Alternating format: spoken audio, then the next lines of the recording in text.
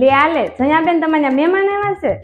ના ના આ છોકરો કેતો હતો કે માસી ત્યાં મહેમાન આવ્યા છે, મેં કીધું લાય પૂછી આવું કયા ગામના છે, રોકાવાના છે? કાંઈ નહીં, ખાઈ પીને જમીન વહી જાય એમ ને? શું બનાવ્યું છે? લે હાલે રસ ને પૂરી ને એવું બધું. મને કીધું હતો પૂરી વણવા લાગત. ના ના હું તો નહીં, મારી છોકરી ને એવી રીતે આવશે, મારે તો કામ હોય ને. મારે એમ કે તમે કીધું હોત તો હું આવત તો હું મારું કામ મૂકી દેત. એ તમે કાલે ઓલા બાજુ વાળા જોડે હું વાત કરતા હતા? ના ના કયો ને હવે નહીં કહું, હું ક્યારની જોતી હતી, મારી વાત તો નહીં કરતા હોય ને?